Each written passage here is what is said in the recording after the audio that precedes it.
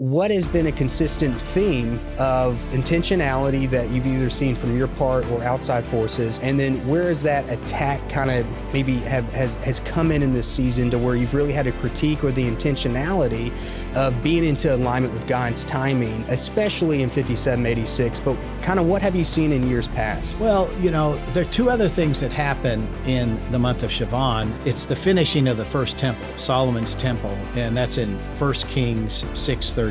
The actual dedication of it was delayed until the month of Tishri, but the temple was finished. And the biggest thing that Solomon had to do, and this is such a lesson, after Solomon built the temple, his biggest challenge was dealing with counterfeit temples. There was people that were saying, no, we're going to build a temple, and they're counterfeit. This is a month where you need to make sure that you're building something that's really from the Lord and it's authentic to your calling, your identity, and your purpose. This year, the biblical year 5786, 6 the number of man or humanity, I think the Lord is, I had a conversation just driving into the studio here in Oklahoma with a pastor friend of mine, and he asked Daryl a very similar question. And I said, what's happening right now is the Lord is rooting out. One of the other things about a flood is a flood will expose the roots of trees that are along creeks and rivers. I think right now there's an exposure happening. You see it in our government. There's an exposure of issues